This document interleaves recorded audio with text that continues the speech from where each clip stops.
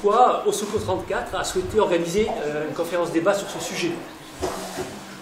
Sur la métropole de Montpellier, la politique de l'eau est totalement phagocytée, subordonnée à la politique d'aménagement urbain, et cela dans un contexte de changement climatique. Et un service public local est au cœur même de ces interdépendances eau, urbanisme, climat.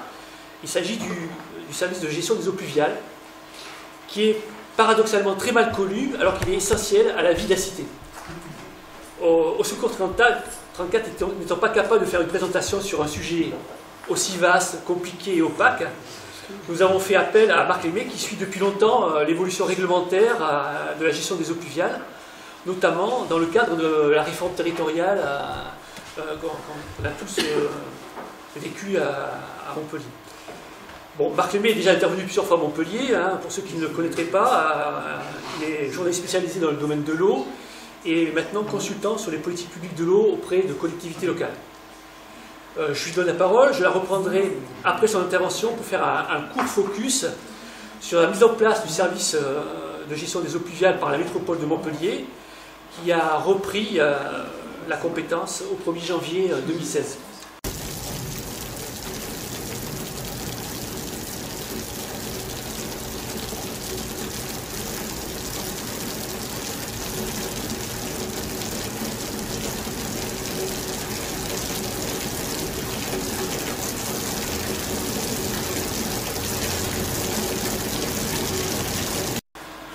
À toi, Marc. Merci Thierry. Bonsoir à toutes et à tous. Je vous remercie de votre présence à tous. Ce temps-là, c'est tout à fait courageux. Alors, je vais essayer de vous présenter un certain nombre d'éléments, d'informations sur un sujet qui est tout à fait complexe, Thierry a raison, qui mobilise des notions techniques, historiques, financières, administratives, et qui se retrouvent dans l'actualité parce qu'il y a une perception, des eaux pluviales, l'eau de pluie, on se dit tiens, c'est l'eau de pluie, c'est sympathique, ça tombe, etc. Mais là, c'est pas du tout ce que ça concerne. Alors, ce qu'on appelle aujourd'hui la gestion des eaux pluviales urbaines, puisque c'est l'expression consacrée, du GEPU, ont déjà eu pendant très longtemps un impact environnemental très longtemps sous-estimé. On va voir pourquoi tout à l'heure. L'encadrement réglementaire de cette compétence telle qu'il s'exerce aujourd'hui s'est construit, on va le voir, au fil de l'eau, depuis un demi-siècle, dans des conditions assez singulières.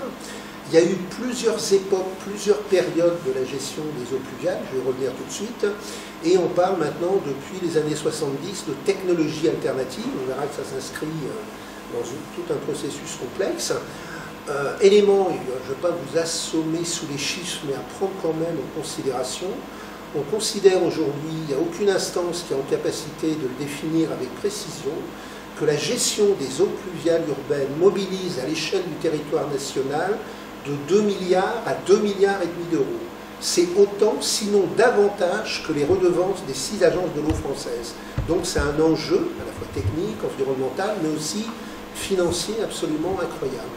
Et aujourd'hui, à peu près tous les acteurs s'accordent pour reconnaître que la gestion telle qu'elle s'effectue aujourd'hui n'est plus du tout satisfaisante, on va voir pour quel motif, et que tant en termes d'attribution de compétences, de financement, de développement, il serait nécessaire qu'il y ait une réforme qui voit le jour, mais elle est toujours entravée, on va voir pourquoi. Il faut revenir. Pendant très longtemps, la notion même de gestion pluviale n'existait pas. Au début du XIXe siècle, on a les débuts de l'assainissement en France, sous la poussée de ce qu'on a appelé les idées hygiénistes, l'école hygiéniste. À l'époque, les agglomérations n'ont pas du tout la taille qu'elles ont aujourd'hui. On a la capitale, on a quelques grandes villes, et sous la poussée des idées hygiénistes qui vont très vite convaincre des ingénieurs de les mettre en œuvre. Je vous rappelle, par incident, que Paris, on a eu 4 épidémies de choléra dans le courant du XIXe siècle qui ont fait au total 80 000 morts, dont le consensus à l'époque, et donc les idées hygiénistes, s'est dit on va récupérer les eaux usées et on va les transporter très loin de la ville, le plus loin, le plus vite possible. Ce qui explique que, avant même qu'on connaisse le grand développement urbain, le premier âge du système technique de l'assainissement, ça a été à partir du cœur de l'agglomération, et toutes les villes françaises ont connu ce développement historique, de construire des réseaux qu'on appelle unitaires. Ces réseaux vont accueillir indifféremment des eaux usées et des eaux de pluie qui ruissellent sur le sol, mais qui à l'époque n'ont pas du tout la même ampleur, la même importance qu'aujourd'hui, vont être transportés le plus vite et le plus loin possible, enfin en tout cas en dehors de l'agglomération. Et à l'exemple de ce qui s'est fait dans la région parisienne avec la grande plaine d'Achères, sans même traiter à ce premier âge de l'assainissement ces eaux usées, on va les utiliser par exemple pour le maraîchage. Donc ça, c'est la première époque, le 19e siècle, et petit à petit, donc ça se développe en lien avec le développement urbain, avec l'aménagement du territoire, l'évolution des pratiques agricoles. Et donc là, on est sur le temps long. Ça va mobiliser énormément de moyens financiers, de technologies, mais on est, disons, dans les premiers âges de l'assainissement. Et à l'époque, la notion même d'eau pluviale, on ne la distingue pas de la notion d'assainissement des eaux usées. Et donc l'essentiel des réseaux sont des réseaux donc dits unitaires. Plus tard, on inventera la notion de réseau séparatif. C'est-à-dire qu'aujourd'hui, en dehors des grands centres historiques, et à peu près depuis les années 70, pour accueillir un surcroît extrêmement important d'eau pluviale générée par le ruissellement de l'eau de pluie sur les surfaces imperméabilisées, on a construit un autre type de réseau qu'on appelle séparatif. Donc, ça dit bien ce que ça veut dire, qui a vocation à accueillir uniquement des eaux pluviales. Donc aujourd'hui, on a ce mélange, mais la frontière est difficile à cerner, puisque tous les centres historiques sont unitaires, y compris Paris aujourd'hui. Donc, ensuite, on va avoir, mais j'insiste vraiment sur une longue période, les conséquences dont on va prendre toujours conscience avec retard. C'est-à-dire que l'assainissement lui-même, et surtout la gestion pluviale, c'est une course de vitesse permanente. Et l'imperméabilisation du sol, l'imperméabilisation des villes, va toujours plus vite que la prise en compte de ces flux d'eau pluviale et de ruissellement générés par cette imperméabilisation. Donc c'est une course de vitesse et on a toujours du retard. Et on va le voir, alors là, on est vraiment dans le temps très long, disons qu'on est au début du XXe, les choses vont s'accélérer à partir des 30 Glorieuses, où, comme vous le savez, la France va connaître un développement urbain absolument fantastique. Alors, juste petite information pour vous dire un peu dans quel contexte on se situe, personne ne le sait, mais en 1953, il y avait seulement 31% des Français qui avaient l'eau au robinet, en 1953. Donc c'est vous dire, on est à la fois dans le temps long et avec des accélérations absolument incroyables. Donc, après la Deuxième Guerre mondiale, les 30 Glorieuses, la France se développe, les centres urbains se développent, les modèles agricoles aussi. Donc modèle agricole, ça veut dire remembrement, ça veut dire transformation totale de tout notre environnement. Et pour faire tout de suite un lien entre eau pluviale, eau de ruissellement et inondations, puisqu'on est à Montpellier, je sais que les inondations avec les épisodes Cénol sont quelque chose d'important pour vous, quand la France n'était pas aussi imperméabilisée, qu'il n'y avait pas partout des supermarchés, des autoroutes, des rivières, qu'est-ce qu'on a fait? On a, en accompagnant ce mouvement, chenalisé, canalisé les rivières, on les a enterrées.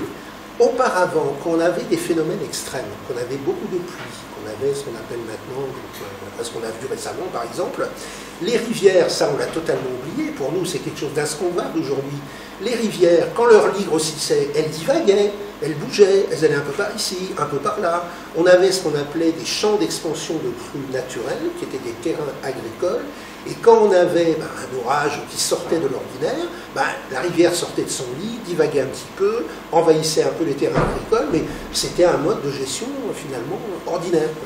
À mesure que tout s'est imperméabilisé à une vitesse absolument phénoménale, parce que je vous rappelle qu'aujourd'hui encore, on perd l'équivalent d'un département de terre agricole tous les 7 ans. Donc l'imperméabilisation du territoire se poursuit à une vitesse absolument phénoménale. Et donc la première prise un peu de conscience de ce phénomène des eaux pluviales, du ruissellement, etc., dans les années 70, on va apporter un premier type de réponse. Ça va être un peu le premier âge de la gestion des eaux pluviales, et qui va s'incarner notamment. C'est très intéressant parce qu'il y a des ancrages territoriaux particuliers. Dans l'histoire de la gestion des eaux pluviales, il y a certains territoires qui étaient particulièrement menacés par des phénomènes d'inondation, de ruissellement, etc. Et c'est intéressant parce que ça a contribué à l'élaboration de toute la théorie de la gestion des eaux pluviales à partir d'un certain nombre de territoires. Montpellier n'était pas, il y a eu Bordeaux, il y a eu Douai, il y a eu la Seine-Saint-Denis qui était en situation extrêmement critique, Lyon également, qui a donné naissance un peu à une espèce d'école de gestion des eaux pluviales qui s'incarne dans la figure d'un chercheur très connu qui s'appelle Bertrand Chocat. Et donc on a un peu l'école Chocat à Lyon. Mais là j'avance un petit peu, là on est déjà dans les années 80-90. Et donc, dans ces territoires qui étaient particulièrement menacés avec des impacts très importants, parce que avec nos fameux réseaux unitaires, donc aujourd'hui, je vous rappelle, 50% des centres-villes. Parce que ça, c'est un héritage qu'on ne peut pas, voilà, d'un coup de baguette magique, se dispenser. Si on devait aujourd'hui financer toutes nos infrastructures d'assainissement, ça représente 500 milliards d'euros. Et ces infrastructures ont été construites sur plus d'un siècle, essentiellement par l'impôt. En plus, c'est l'impôt qui a subsidié les collectivités locales et l'État qui a joué un rôle, etc. Vous voyez, et on est prisonnier de cet héritage-là. À Paris, dans la région parisienne, aujourd'hui encore, quand il se produit un orage très important, l'essentiel des infrastructures d'assainissement parisiennes ont été construites sous Haussmann et Belgrand, sous Napoléon III, et se sont incarnées dans un maillage unitaire, donc qui accueille toujours indifféremment des eaux usées et des eaux pluviales, et à l'échelle de l'agglomération parisienne, au sens de l'INSEE. Et j'ai assisté à ça parce qu'on a dans la région parisienne un grand syndicat interdépartemental qui gère l'assainissement des eaux usées de 9 millions de franciliens, qui s'appelle le SCA, qui aujourd'hui, il y a eu des progrès dans toutes les technologies, tout ça est télégéré aujourd'hui, parce que les eaux usées qui sortent de chez vous, hein, de vos toilettes, etc., ça descend une colonne, ça va dans un égout, ça va, etc. Bon, si vous êtes dans une configuration favorable, ces eaux usées vont s'écouler par simple écoulement gravitaire, c'est-à-dire s'il y a une bonne pente, il n'y aura pas besoin de mobiliser d'énergie. Mais autrement, les eaux usées demandent une dépense énergétique complètement folle. Parce que quand vous n'avez pas cette aide d'un écoulement gravitaire, il faut installer ce qu'on appelle des postes de relevage, il faut des pompes, il faut une énergie absolument phénoménale. Et aujourd'hui, orage brutal comme on en a eu, et on arrive aussi dans la région parisienne, la semaine dernière dans la région de Toulouse ou bien dans les Alpes de Provence. Là, ce qu'il faut bien mesurer est l'enjeu véritable que ça représente aujourd'hui. Paris est la ville probablement la plus imperméabilisée d'Europe, de toutes les capitales européennes. Donc c'est quand on entend aujourd'hui des bonnes âmes nous dire que pour lutter contre le réchauffement climatique et patati et patata, à Paris on va revégétaliser. On ne peut pas. Tout est minéralisé dans tout le centre historique, ou alors vous détruisez tout. On ne peut pas. Donc qu'est-ce qui se passe dans un cas de fort orage? J'ai pu assister dans le poste de pilotage du SIAP, c'est extrêmement impressionnant. En l'espace de quelques heures, quand il se produit un orage important, la quantité supplémentaire d'eau pluviale, donc qui tombe du ciel à la faveur de cet orage, qui ruisselle sur les toits où il se charge de métaux lourds, qui ruisselle sur les chaussées où il se charge d'hydrocarbures, donc ils sont très pollués, contrairement à ce qu'on pourrait penser, le pluie c'est merveilleux, non pas du tout. Et les eaux pluviales qui ruissellent sur les chaussées sont terriblement polluées. Que fait-on? Comme dans la région centre Paris, ces eaux vont s'engouffrer par les avaloirs dans le fameux réseau unitaire en l'espace de quelques heures. Le volume supplémentaire d'eau pluviale ainsi généré par un épisode orageux particulièrement dense est supérieur au volume total d'eau usée qui sont traitées normalement par le SIAP. Ce qui veut dire que si on ne leur trouve pas un exutoire quelconque, et on va voir ce que c'est cet exutoire en question, tout le système va sauter, toutes les plaques d'égout vont sauter, les arrondissements du centre de Paris vont être inondés, etc. Tout ça est modélisé, il y a des tas d'études là-dessus, il n'y a pas débat. En fait, pour éviter que tout le système saute, eh bien, on met en place ce qu'on appelle, et pas seulement à Paris, des déversoirs d'orage. Des déversoirs d'orage, ce sont des dérivations sur notre réseau unitaire entre la Nation et Suresnes, la Seine qui traverse Paris, sur laquelle quelques personnes que je ne qualifierai pas nous promettent qu'il y aura les baignades des Jeux Olympiques, ce qui est une aberration totale. On a 47 déversoirs d'orage. C'est-à-dire des tuyaux, si vous promenez au bord de la Seine, vous les verrez, c'est des gros tuyaux comme ça qui sortent des berges de la Seine, Et en cas d'orage, pour éviter tout ce système-là, on rejette toutes les eaux supplémentaires, mais là je vous parle de millions et de millions de mètres cubes d'eau usée et d'eau pluviale qui n'ont pas été traités. Et on les rejette dans la Seine, 47 déversoirs d'orage tout le long, en espérant qu'avec la dilution, la pollution va disparaître comme ça magiquement. C'était une pure vue de l'esprit. Ce qui veut dire, pour revenir brièvement sur l'histoire des JO et de la baignade, qu'on n'aura jamais la qualité baignade à cet endroit de la Seine. Je referme la parenthèse. Cette affaire de déversoir d'orage, c'est pas seulement dans la région parisienne. Dans toutes les grandes agglomérations, vous avez des déversoirs d'orage. Alors, dans les meilleurs des cas, au fil du temps, on a construit des systèmes, et dans la première période, outre ce déversoir, on a imaginé construire de gigantesques réservoirs enterrés. Ça a été la réponse prioritaire dans les années 60-70. C'est des véritables cathédrales enterrées qui accueillent 50 000, 100 000, 200 000, 300 000 mètres cubes. Ça a été la première réponse immédiate. On a pensé que c'était intelligent de le faire. On en est revenu aujourd'hui, parce qu'aujourd'hui on s'est rendu compte que certains de ces réservoirs enterrés avaient été construits par exemple par des opérateurs privés qui les ont entretenus. Ils sont tombés un peu en déshérence. Quand la situation s'aggrave, la puissance publique veut reprendre la main là-dessus, ça pose d'énormes problèmes. Donc on continue encore malheureusement à en faire, mais c'est plus, disons, la réponse privilégiée. Et on va voir émerger dans les années, disons, 80, ce qu'on a appelé les technologies alternatives. Les technologies alternatives, en résumé, c'est une autre façon de gérer ces eaux pluviales. On ne les rejette pas purement et simplement dans le milieu naturel en bypassant avec des déversoirs d'orage comme j'ai dit tout à l'heure. L'idée de les enterrer, c'est pas qu'elles vont disparaître en les enterrant, non, on les stocke dans ces réservoirs souterrains et on attend que la lame orage soit passée, ce qu'on appelle la lame d'orage, c'est la précipitation la plus forte. Donc on les stocke pendant un petit moment et après on les remet dans le circuit. Donc c'est juste un réservoir tampon.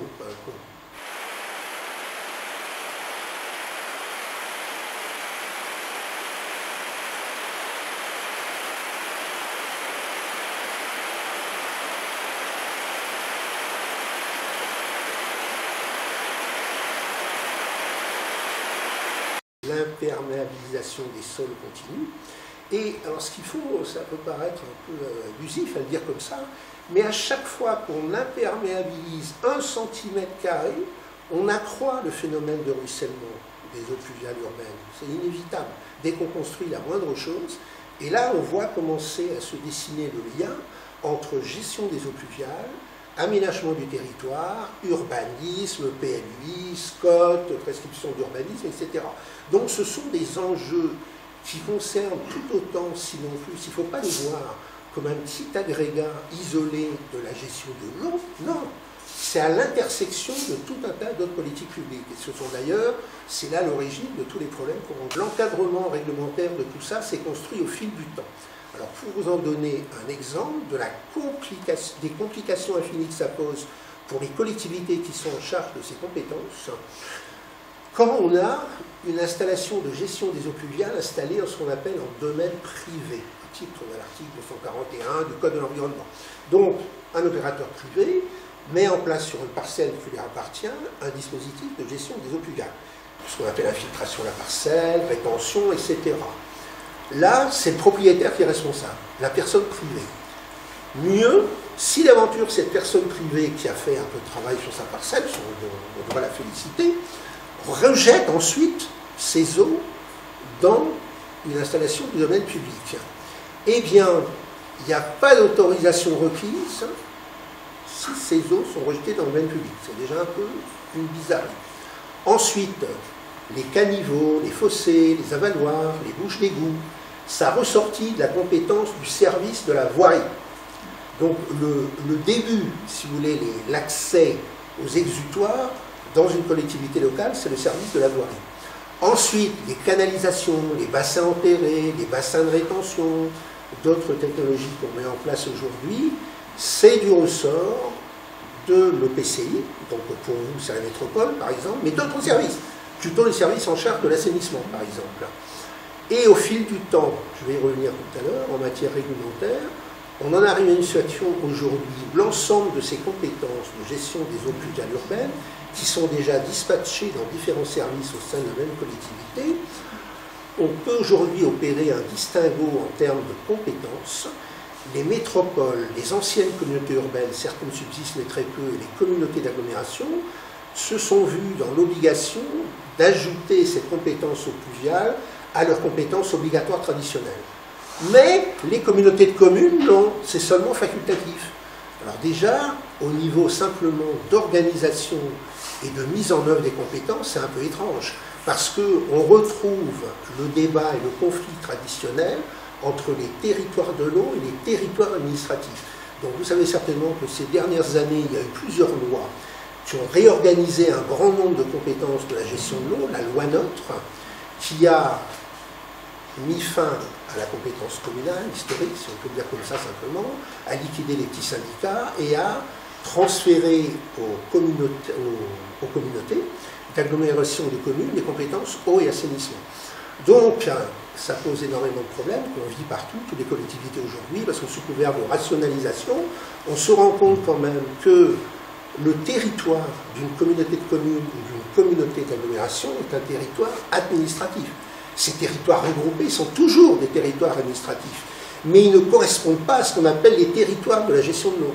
Puisque la gestion de l'eau, sur le même territoire, on a ce qu'on appelle un bassin versant, on a des sous-bassins versants, vous savez ce que ce sont des sous-bassins versants, c'est l'ensemble de la zone très importante où une goutte d'eau qui tombe sur une montagne, une petite source, une rivière, etc., va trouver un exutoire pour finir par aller dans la mer, pour simplifier.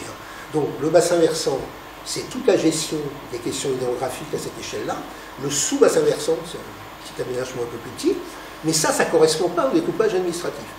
Et, complication supplémentaire dans la période, l'État s'est désengagé à travers ce qu'on appelle la nouvelle compétence GEMAPI, des missions traditionnelles qu'il exerçait à travers un certain nombre d'institutions et même en direct, dans le domaine de la gestion de l'eau dans le milieu naturel, quantitatif et qualitatif, et dans le domaine de la lutte contre les inondations. Donc aujourd'hui, notre compétence pluviale, qu'on voit déjà dispersée au sein d'une même collectivité entre ces différents services, peine à s'articuler avec ces fameuses nouvelles compétences GEMAPI, exercées par d'autres acteurs auparavant. Ceci pour vous dire qu'il y a une pression énorme sur les collectivités locales et que le schéma d'organisation générale n'est pas du tout satisfaisant. Alors ça, c'était pour la dispersion des compétences. Le financement, alors là, c'est absolument extraordinaire. Donc je vous ai dit, alors c'est pleinement d'actualité, je vous ai dit tout à l'heure que le financement des eaux pluviales mobilisait 2,5 milliards d'euros par an, ce qui est absolument colossal. Quand on regarde d'un peu près, disons, toute la construction politique, administrative de ce financement, tous les textes font référence à une instruction interministérielle du 12 décembre 1978. Et je soutiens avec quelques autres que cette instruction interministérielle, en termes juridiques, n'a ce qu'on appelle aucune habilitation législative pour lever un impôt, une taxe ou une redevance. La puissance publique doit s'appuyer sur une loi. C'est le Parlement qui doit avoir décidé dans une loi qu'on va inventer un impôt, une taxe ou une redevance, dont le taux, l'assiette sont déterminés comme ça. Là, cette fameuse instruction interministérielle qu'on a aujourd'hui, qu'on retrouve dans le journal officiel, moi j'ai fait le travail, je ne suis pas le seul, d'aller rechercher est-ce qu'il y avait auparavant une loi qui avait dit à un moment, tiens, on va financer, eh bien non, on n'en trouve aucune.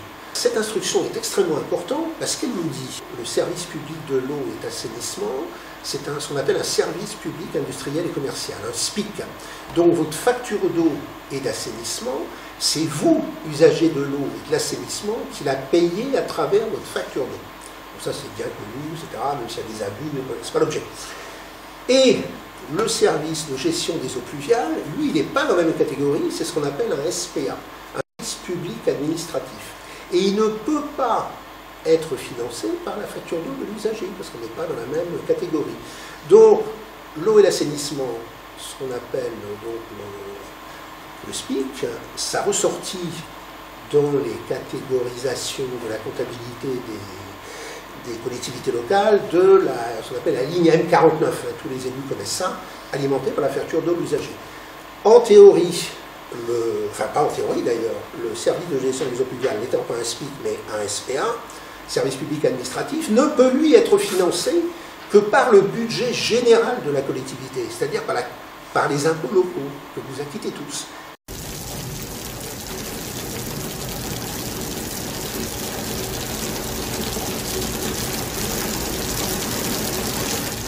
Et cette fameuse instruction interministérielle a inventé un dispositif au doigt mouillé dans lequel il est dit, exactement comme je l'écris là, que quand on est un système unitaire, ce que je disais tout à l'heure, le système ancien, on accueillait indifféremment les eaux usées et les eaux pluviales.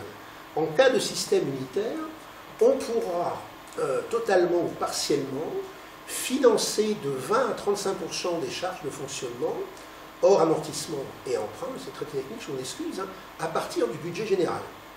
Donc vous voyez, on fait un espèce de calcul, comme ça au doigt mouillé, on a un temps de kilomètres de système unitaire, on va prendre comme ça son budget général. Donc ça veut dire que le budget général, la collectivité doit prendre une délibération et doit à chaque annualité budgétaire, en début d'année, décider qu'une somme de X va être prise sur le budget général financé par la fiscalité locale et va venir abonder l'autre ligne N49 de l'eau et de l'assainissement pour supporter en compensation le coût de la gestion des eaux pluviales. A contrario, si vous êtes dans un séparatif intégral, vous ne pourrez trouver un financement dans le budget général qu'à hauteur de 10% des charges de fonctionnement hors amortissement et emprunt. En vrai, c'est encore plus compliqué. Mais le problème, c'est que ça, on a donc un texte, de mon point de vue, je ne suis pas le seul, avec une valeur légale, qui entraîne chaque année des dépenses de 2,5 milliards d'euros quand même, sans que personne ne sache et sans que personne puisse contrôler quoi que ce soit. La difficulté, qui n'est pas des moindres, comment sur un territoire donné, quand on sait qu'historiquement le centre-ville a été construit sur un modèle d'un réseau unitaire, ensuite dans les années plus récentes on a pu commencer à faire un système séparatif, mais comment vous allez faire la frontière entre les deux ? Et comment vous allez déterminer la quotité de financement que vous allez pouvoir chercher sur un budget d'un important de kilomètres de séparatif et pourtant des kilomètres d'unitaire. Mission impossible. Donc un lotisseur, un constructeur, etc. Bon, il construit sa baraque. Il a l'autorisation de le faire. Ces ouvriers qui sont là, donc ils mettent à l'intérieur de la maison des tuyaux pour les toilettes, la douche et compagnie. Et ils vont chercher l'évacuation. Mais le drame, là, qu'est-ce qu'ils font la moitié du temps? Ils se gourrent, les mecs. Au lieu de rejeter dans le bon réseau d'eau pluviale quand il existe, ils branchent à la sortie de la maison sur le réseau des eaux usées. Je vous donne un chiffre. À l'échelle du département de la Seine-Saint-Denis, il y a 5 ans. 50 000 mauvais branchements. Le coût de remise à niveau des branchements, c'est 250 millions d'euros pour la seule Seine-Saint-Denis. Il n'y a pas le début d'un copec pour le faire. Et les seuls leviers sur lesquels peuvent s'appuyer les maires, c'est leur pouvoir de police, qui est très insuffisant en la matière. Mais en théorie, toujours, un certain nombre d'autres textes, des jurisprudences, ont en fait prévu que la collectivité pourrait et devrait, en termes d'équité, aller rechercher d'autres financements. Ce n'est pas l'usager du service public de l'assainissement. Si vous voulez, on peut appliquer un principe qui ne serait pas celui du pollueur-payeur, mais celui de l'aménageur-ruisseleur. C'est-à-dire que dès que je construis quelque chose, je provoque du ruissellement, je provoque des rejets d'eau pluviale. Donc c'est moi, personne publique et privée, qui ai provoqué ce phénomène de ruissellement, qui devrait donc en contrepartie en financer la gestion, le coût, les externalités environnementales, mais ce n'est pas du tout ce qui se passe. Et on verra qu'il y a un certain nombre de possibilités qui sont offertes aux collectivités locales, que les collectivités locales ne mettent pas en œuvre aujourd'hui. Pourquoi? Parce que pour avoir un système rationnel, équitable, on créerait une forme de levier qui serait extrêmement contraignant et restrictif vis-à-vis de l'aménagement, vis-à-vis de la construction, vis-à-vis du lotissement. Théoriquement, ces aménageurs-là, on devrait aller les chercher, on ne va pas les chercher. On a Pau, la ville-centre, qui est gérée en régie depuis des lustres. Et autour, on avait un certain nombre de syndicats, il y avait une communauté d'agglomération qui s'est créée en 2017, et on avait une galaxie d'usagers qui se battaient depuis 10 ans, qui ont interpellé à maintes reprises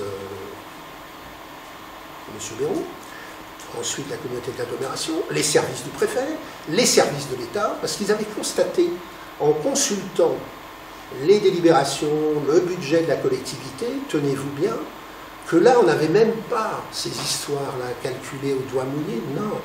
Au grand pot, depuis 40 ans, l'intégralité du financement des eaux pluviales était prélevée sur le budget annexe de l'eau et l'assainissement, était donc financée par la facture de l'usager, en violation flagrante de la réglementation. Le grand pot ne s'étant pas doté d'un service spécifique de gestion des eaux pluviales, n'ayant pas mobilisé des taxes d'aménagement que j'évoquais tout à l'heure, idoines, pour se créer des capacités d'investissement, depuis 40 ans dans la gestion du grand pot, 25% des eaux usées et des eaux pluviales qui transitent par les systèmes d'assainissement sont purement et simplement rejetées sans aucun traitement dans le gave du pot, provoquant une détérioration considérable de la qualité des eaux dans le milieu naturel. Ils ont obtenu satisfaction, donc on va voir la suite, mais ça montre bien que c'est vraiment un sujet d'actualité.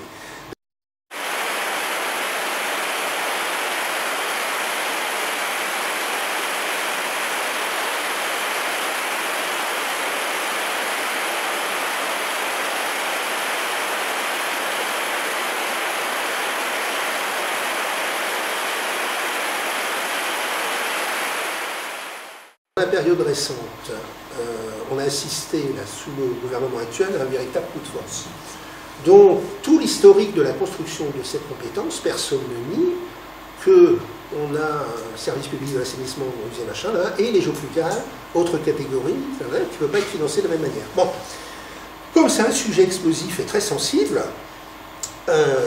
l'actuel gouvernement, poursuivant une action initiée par la DGCL, la Direction Générale des Collectivités Locales au ministère de l'Intérieur. Vous avez déjà entendu parler de cet acronyme, je sais, vous ne mesurez certainement pas leur capacité de nuisance qui est absolument infinie. Et on n'en parle pas suffisamment, puisque la DGCL, c'est elle qui pilote toutes les collectivités locales. Ce sont eux qui font la loi. Ils sont pires que Bercy. Mais vraiment, hein. En 2013, à Bordeaux, à la communauté urbaine de Bordeaux, la métropole n'existait pas encore, parce que la loi métropole est publique en 2014, surgit un conflit de transfert des compétences entre un syndicat absorbé par la communauté urbaine à l'époque et qui emportait donc le transfert avec l'assainissement des eaux pluviales qui étaient rattachées. Là, il y a un arrêt du Conseil d'État, mais qui s'applique à ce cas particulier et qui considère qu'effectivement, à la faveur de ce transfert de compétences, les compétences eaux pluviales adossées à l'environnement dans le cadre de ce transfert doivent être prises en compte. La DGCL et quelques autres esprits malins au ministère de l'Environnement, mais c'est la DGCL qui mène la danse quand même, ont pris prétexte de cet arrêt du Conseil d'État, l'ont totalement instrumentalisé, ont commencé à produire des notes à partir de 2015 en disant que désormais, la compétence eau pluviale est pleinement fait partie de la compétence assainissement. Ce qui n'est pas vrai. Bon. Et à travers ce coup de force, là, ce qu'ils espèrent, c'est continuer à pérenniser ce système de financement illégal, obsolète, pas pertinent, enfin bon, etc. On a maintenant un dispositif dans lequel les métropoles, les CU et les CA ont cette compétence obligatoire, mais pas les communautés de communes. Et ça, c'est une aberration.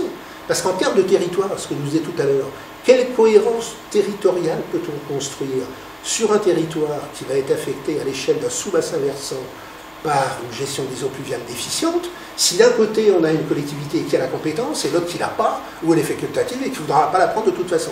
Donc ce dispositif n'est pas pertinent. Et ça montre encore à nouveau, là en gros, l'idée globale. Tout le monde sait qu'on est sur une pétaudière, on veut à tout prix mettre un couvercle sur la boîte, que ça reste comme ça, parce qu'on ne veut pas aller rechercher les responsables qui devraient contribuer financièrement. Rendu compte que étaient concernés non seulement des méchants agioteurs de l'immobilier qu'on connaît bien, mais surtout les collectivités publiques. Donc en fait, le frein quasiment principal à tout ça, c'est les collectivités publiques qui ne veulent pas qu'on vienne les chercher demain pour financer leur contribution au ruissellement. Alors, tout ce qu'on peut mobiliser, regardez, ça c'est important, tout ce que peut mobiliser une collectivité, alors je n'ai pas étudié le cas spécifique de Montpellier, mais comme ça, spontanément, je suis un peu enclin à penser qu'à Montpellier, comme partout ailleurs, on ne mobilise pas ni la contribution municipale aux eaux pluviales, ni la taxe d'aménagement, ni le fonds de compensation sur la TVA, emprunt, subvention, remboursement de certains travaux, fonds européens et tout. Et donc là, j'ai une liste très précise, mais c'est très long, il faut entrer dans le détail, mais on peut. J'ai une liste très très précise de tout ce qui pourrait être mobilisé à Montpellier comme ailleurs. Et dans la suite, je fais tout à fait confiance à Thierry pour exercer toutes les diligences requises, pour vérifier si, le cas échéant, au miracle, les brillants édiles de Montpellier ont mobilisé, j'en doute pas une seconde, ont mobilisé tous ces financements. Bref, alors je suis d'autant plus intéressé par cette affaire qu'il y a quelques années, une personne très importante de la gestion de l'eau en France, c'était le président de ce qu'on appelle l'ASTE. L'ASTE, c'est l'association scientifique et technique de l'eau et de l'environnement. C'est ce qu'on appelait dans l'ancien monde une société savante qui avait été créée au début du XXe siècle. Et c'était tous les ingénieurs français qui intervenaient dans le secteur de l'eau, de l'assainissement, qui se réunissaient, qui mutualisaient leurs compétences, leur savoir-faire, etc. Donc c'est devenu un peu un rôle de société savante dans le secteur, qui s'est malheureusement lié ensuite de beaucoup trop près avec Veolia, Suez et compagnie. Je n'étais pas en très bon terme avec ces gens-là, mais il se trouve que le dernier président de l'ASTE, c'est Marc-Alain Roche, qui est une figure très très connue dans le domaine de l'eau et de l'assainissement en France, n'est-ce pas? Bon. Avant de partir à la retraite, comme il avait été confronté à titre professionnel depuis très longtemps à ces questions-là, s'est mis dans la tête de réaliser un rapport très sérieux sur la gestion des eaux pluviales. Alors, analyse, état des lieux et préconisation. Donc il se trouve que l'excellent Pierre Alain Roche a travaillé avec une équipe de hauts fonctionnaires du Conseil général de l'environnement et du développement durable, plus connu dans le secteur sous l'appellation de cimetière des éléphants, enfin peu importe, mais où il y a des gens quand même extrêmement compétents. Et donc, ils ont travaillé pendant 18 mois et ils ont réalisé un rapport excellent à tout point de vue. État des lieux, diagnostic, proposition. Et justement, proposition, alors ils proposaient de créer une compétence intégrée assainissement pluvial et ruissellement pour tous les EPCI. Je savais que ce rapport était en cours de finalisation, j'avais parlé Roche et tout, on avait sympathisé autour de ça, il savait que le sujet m'intéressait, et je sais que le rapport est remis fin 2016. Donc de temps en temps, je renvoie un petit mail, cher monsieur Roche, rien. Et je finis par comprendre que le ministère a purement et simplement enterré sous clé au fond d'un placard ce rapport. Alors j'ai trouvé ça particulièrement scandaleux. De ma plus belle plume, j'ai écrit au ministère, c'est pas ma plume, enfin mon clavier, vous savez, voilà, vous avez commandé un rapport, je vous saurai gré de bien vouloir me le communiquer, puisque c'est un document administratif au titre de la loi, voilà, rien. J'attends le délai des 2 mois, je saisis la commission d'accès aux documents administratifs, et j'ai bien évidemment, vous avez deviné la suite, eu l'immense bonheur et l'avantage d'avoir une réponse favorable de la CADA, qui a ordonné au ministère de déclassifier le document, que je me suis empressé des réceptions de publier sur mon blog, ce qui a foutu un bordel absolument invraisemblable.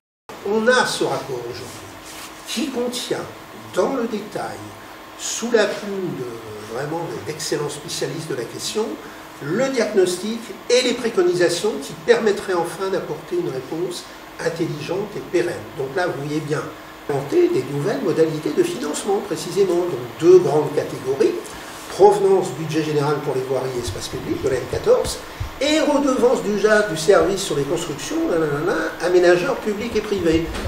Donc là, vous voyez bien, c'est une compétence intégrée.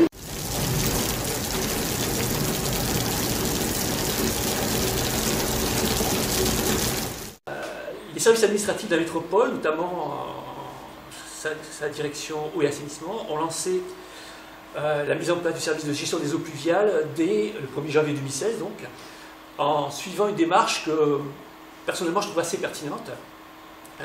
Très brillamment, parce que je ne connais pas tous les détails, cette démarche consiste en plusieurs étapes. Première étape, embauche par la direction eau et assainissement de plusieurs personnes dédiées à la gestion des eaux pluviales, parce que quand ils ont repris la compétence, il n'y avait personne dans les services administratifs qui travaillaient sur cette question-là. Deuxième étape, établissement d'un diagnostic eau pluviale sur le territoire de la métropole. Troisième étape, pouvoir faire ce diagnostic, cartographie des réseaux de collecte des eaux pluviales, des bassins d'orage, des déversoirs, etc. Seules 9 communes sur 31 ont été capables de fournir ces informations cartographiques. Les autres ils les avaient pas, ils ne connaissaient pas. Et ces informations qui ont été fournies comportaient beaucoup d'erreurs et de manques. Donc on voit très bien que la gestion des eaux pluviales par les communes de la métropole pluviale a été extrêmement déficiente à tous les niveaux. La quatrième étape, établissement d'un zonage eau pluviale à l'image de ce qui a été fait pour l'assainissement. Vous savez que sur le territoire de la métropole de Montpellier, on a découpé le territoire en 3 zones au niveau d'assainissement. La zone centre avec la station Maïra, et puis la zone est et ouest avec d'autres stations d'épuration et d'autres réseaux de collecte. Et donc l'idée c'est de faire aussi un zonage eau pluviale avec différentes zones eau pluviale. Et 5e étape, détermination dans ces zones eau pluviale de périmètres où les enjeux pluviaux sont les plus élevés. En gros, les zones qui sont où le sol est très fortement imperméabilisé, où il y a un fort risque d'inondation, etc. Et 6e étape, dont on va parler Marc, établissement d'un schéma directeur eau pluviale, mais pas pour l'ensemble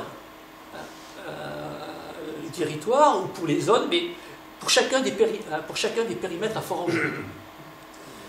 Donc la métropole a profité de la réorganisation de ses services administratifs qui ont été lancés quand Philippe Sorel est arrivé à la direction de la métropole, pour structurer de manière transversale le service de gestion des eaux pluviales autour de différents pôles de compétences. Donc on a eau et assainissement d'un côté, urbanisme, voirie, etc. Donc ça reprend un petit peu ce que tu critiquais tout à l'heure. Donc la direction eau et assainissement est le pôle de compétences qui intervient le plus en amont des projets. C'est elle qui effectue les études préalables et les préconisations. Mais ensuite, elle laisse la maîtrise d'ouvrage des travaux au pôle voirie et urbanisme. Alors ce qui est assez intéressant aussi, c'est une personne de la direction eau et assainissement a été recrutée avec pour travail de contrôler la conformité des installations pluviales dans le cas des projets de type ZAC. Vous savez, ZAC, ce que c'est. Comme vous savez, sur Montpellier, il y a plein de projets de ZAC partout, à droite, à gauche. Vous imaginez que cette personne croule sous les dossiers. Elle a vraiment beaucoup de mal à pouvoir suivre tout ça. La question du financement du service de gestion des eaux pluviales est centrale. C'est elle qui conditionne la plus ou moins bonne qualité du service rendu. Alors, comment est financé le service au niveau de la métropole de Montpellier? Donc les communes versent à la métropole la part du budget municipal qui était destiné à la gestion des eaux pluviales quand les communes exerçaient la compétence. D'accord? Mais le montant versé ne permet que l'entretien des infrastructures existantes. Donc le montant qui a été versé n'est pas suffisant. Donc la métropole est donc obligée de puiser dans son budget pour tout ce qui relève de l'investissement, comme par exemple la construction de bassins d'orage ou la rénovation et l'extension des réseaux de collecte des eaux pluviales. Alors ne me demandez pas quels sont ces montants provenant des communes et de la métropole, j'en sais rien, parce qu'à la différence des services eau potable et assainissement qui sont relativement, entre guillemets, transparents, le service de gestion des eaux pluviales est lui totalement opaque. Les usagers savent combien ils payent pour l'accès à l'eau potable et à l'assainissement grâce à la facture d'eau, et ils peuvent consulter les rapports sur le prix et la qualité des services, les rapports annuels d'activité des opérateurs publics et privés, pour faire une idée de la qualité du service rendu. Il n'y a absolument rien d'équivalent pour le service de gestion des eaux pluviales, dont on a vu qu'il était un service public à caractère administratif. Donc le contribuable, c'est lui qui finance en fait, ne sait pas quelle part de ses impôts locaux est consacrée au service de gestion des eaux pluviales et ne sait pas comment cet argent est utilisé. Alors, exiger un minimum de transparence de la part de l'ensemble des intercommunalités françaises me semble vraiment indispensable sur le sujet. Il faut saisir pour cela l'opportunité qu'offrent les prochaines élections municipales pour les interpeller sur cette question-là. Donc c'est bien d'avoir une idée de comment fonctionne un service de gestion des eaux pluviales, mais le plus important, c'est de pouvoir juger de ses réalisations sur le terrain. Le qualificatif d'eau pluviale recouvre deux catégories d'eau aux caractéristiques très différentes, notamment concernant la pollution. Marc n'en a pas trop parlé, hein, mais on a d'une part des eaux de pluie qui tombent à un endroit donné et qui y restent, soit parce qu'elles s'infiltrent dans le sol, soit parce qu'elles sont stockées dans des cuves par les particuliers qu'ils utilisent ensuite pour arroser leur jardin, etc. Donc ces eaux de pluie sont relativement peu polluées, même on sait que les nuages ont des polluants, et donc les eaux de pluie en transportent aussi, mais elles sont relativement peu polluées. Et puis on a une deuxième catégorie d'eau de pluie, des eaux de pluie qui tombent à un endroit donné, mais qui se déplacent par ruissellement. Et ces eaux de pluie, elles sont extrêmement polluées par toutes sortes de polluants chimiques et organiques qu'elles récupèrent en ruisselant. Par exemple, les hydrocarbures, notamment des hydrocarbures de type HAP, dont on sait que ce sont des perturbateurs endocriniens qui sont très dangereux pour la santé, et dont on sait qu'ils sont très difficilement éliminés par les stations d'épuration, notamment les plus anciennes. Donc, à chacune de ces deux catégories d'eau correspondent des techniques de gestion différentes. Or, les eaux qui ruissellent sont collectées dans des réseaux unitaires ou séparatifs, stockées dans des bassins d'orage, enterrés ou non, puis déversées dans les cours d'eau, le plus souvent sans traitement préalable. Et puis on a une autre technique dite d'infiltration à la parcelle qui, elle, permet d'éviter ou de réduire le ruissellement. Donc on a d'une part des techniques dites de compensation, et puis d'autres des techniques dites d'évitement, réduction, comme les techniques d'infiltration à la parcelle. Alors les techniques d'infiltration à la parcelle, on pourra en discuter si vous voulez, hein, ça recoupe des tas de choses relativement différentes, toitures végétalisées, etc., nouées, etc.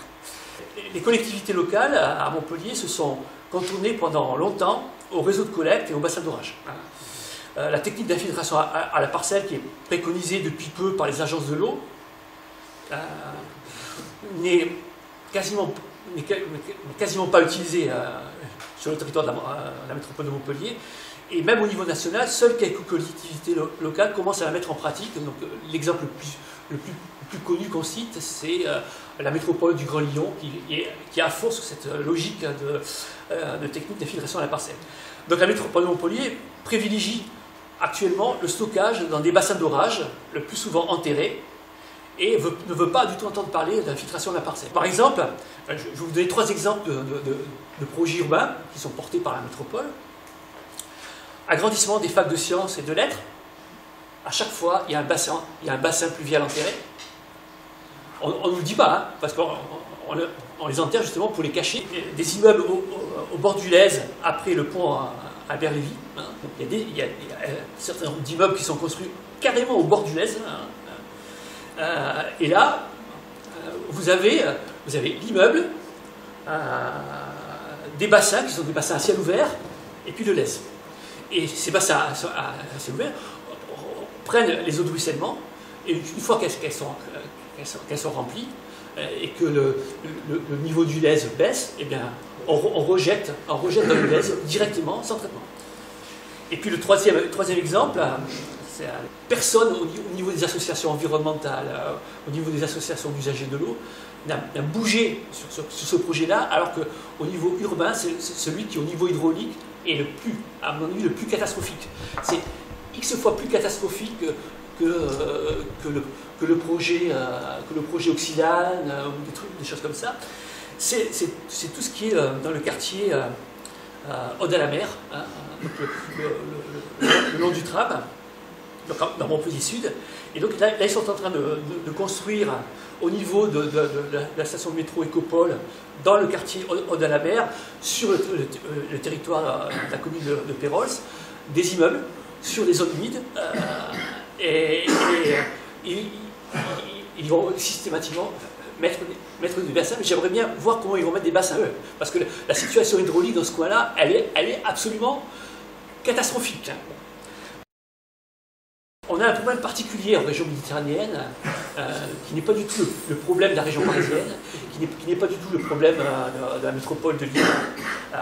Aucune des techniques précitées, donc soit les techniques de collecte, soit les techniques de stockage, soit les techniques d'infiltration à la parcelle, aucune de ces techniques précitées ne sont réellement efficaces lorsqu'on a de fortes pluies, comme celle des épisodes sévères. Ça, il faut vraiment avoir ça en tête. Les réseaux de collecte et les bassins d'orage débordent systématiquement. Quand on a un épisode sévère. Les sols sont rapidement saturés d'eau et ne permettent plus d'infiltration. Donc la question qu'il faut se poser, c'est qu'est-ce qu'on fait? Qu'est-ce qu'on fait face à ça?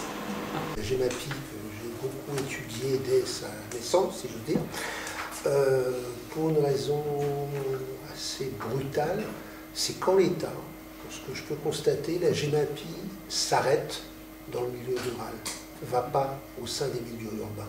Ouais. Et vous n'aurez aucune conséquence positive de la GEMAPI telle qu'elle est mise en œuvre par les services aujourd'hui, parce que vous allez buter sur les problématiques de l'aménagement urbain, ouais, de la spéculation immobilière, et vous n'avez aucun acteur qui met en œuvre la GEMAPI qui a la capacité politique d'affronter ça.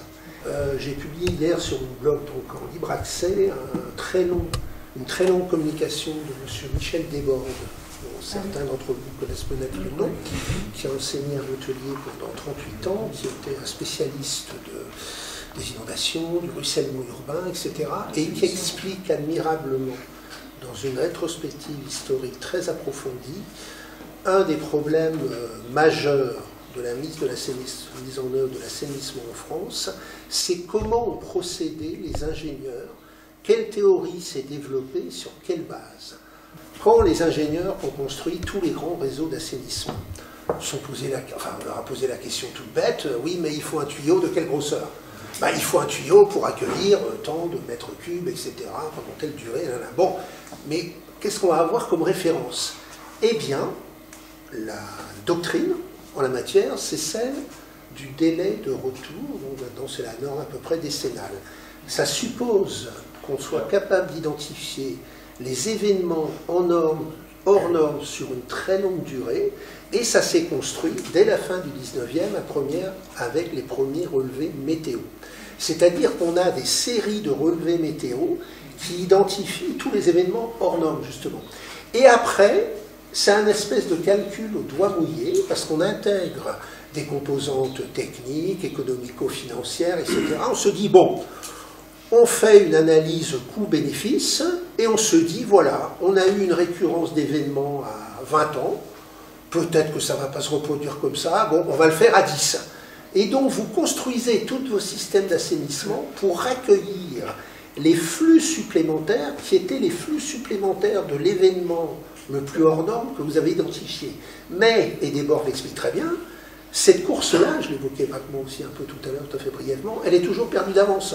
On est confronté maintenant avec une accélération, on a deux courbes qui se croisent. On a une accélération des événements hors normes liés au changement climatique. Les séries de Météo France étaient établies sur la base d'instrumentation installée sur le terrain pendant des très longues durées.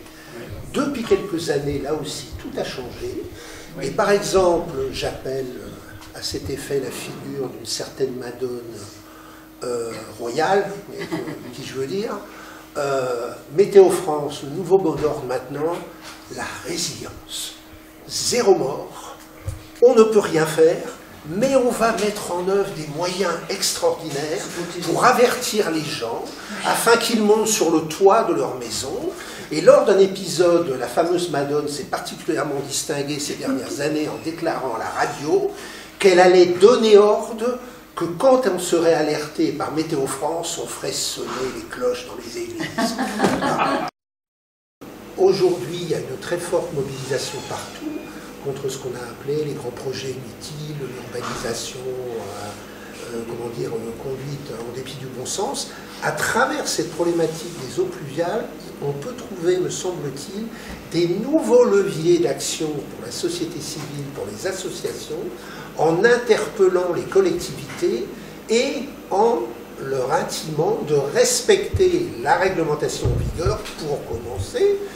En fait, il faudrait mobiliser beaucoup plus d'argent et il faut faire pression sur les collectivités pour qu'ils inscrivent désormais dans les documents d'urbanisme des conditions beaucoup plus contraignantes pour avoir une chance que la gestion des eaux pluviales urbaines évolue favorablement. C'est un débat qui pourrait fédérer un certain nombre d'énergies, en gros, tous les gens qui se battent contre les aménagements inutiles pourraient trouver là un levier qui, de mon point de vue, de surcroît, a l'avantage d'être un peu nouveau dans le débat public, dans le débat militant, un peu original, et vous permettre d'interpeller les collectivités avec une thématique un peu nouvelle. Voilà, en résumé. Donc, en 2 mots, on en est là, et je vous remercie de votre attention.